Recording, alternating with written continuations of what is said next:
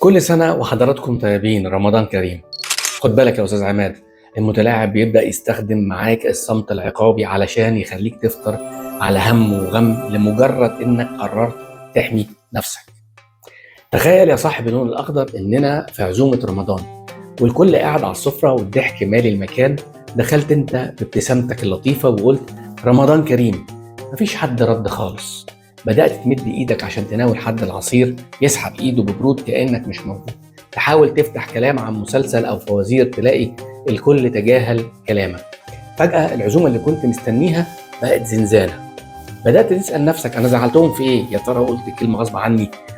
في اللحظة دي المتلاعب قاعد بيفطر بمنتهى الهدوء وعينه عليك، مستني اللحظة اللي تنهار فيها وتروح تتحايل عليهم يكلموك أو تعتذر عن ذنب ما عملتوش بس عشان ترجع مع الناس دي تاني. النهارده بنكشف الوش الأخير للنمط الأخضر، وش الصمت العقابي.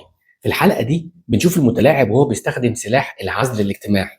لما الأستاذ عماد بيبدأ يفوق ويرسم حدود، المتلاعب مش هيواجهك وش لوش، ده بيسحب منك الأمان واللمة اللي أنت بتحبها، وبيخلي جو المكتب أو العيلة مسموم بالسكوت لحد ما تنهار نفسيا وترجع تاني حمال الأسئلة، وأنت اللي تتحايل عليه عشان تعمل شغل.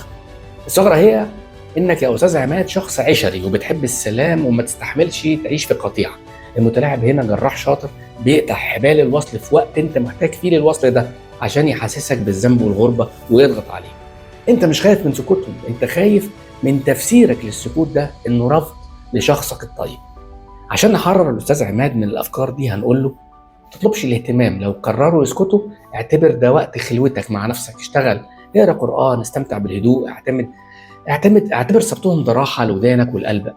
المواجهه بشياكه، اسال مره واحده بس في حاجه مزعلاكم محتاجين نتكلم فيها. لو ما حدش رد انت كده برأت ذمتك قدام ربنا ونفسك، واي سكوت يخصهم. استغنى بالله اللي يبيعك بالسكوت، اشتري نفسك بالاستغناء عنه.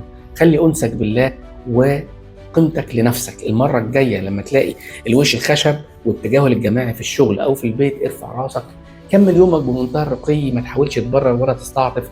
لما المتلاعب هيلاقيك مش فارق معاك تطنيشه، سلاحه هيتكسر، يرجع يكلمك تاني احسن من الاول. المره دي انت اللي هتكون ماسك زمام الامور. يا استاذ عماد، كرامتك اغلى من التعامل مع ناس بيستخدموا سكوتهم عشان يضايقوك. النهارده خلصنا رحله النمط الاخضر. رمضان كريم عليكم. استنوني الحلقه الجايه علشان هنبدا رحله جديده مع النمط الازرق، الاستاذ يحيى، الراجل التحليلي اللي ما بيفوتش اي فوته. يا ترى ايه الوشوش اللي ممكن تخدع حد بيفكر بالورقه والقلم؟ تابعوني واشوفكم على خير. سلام.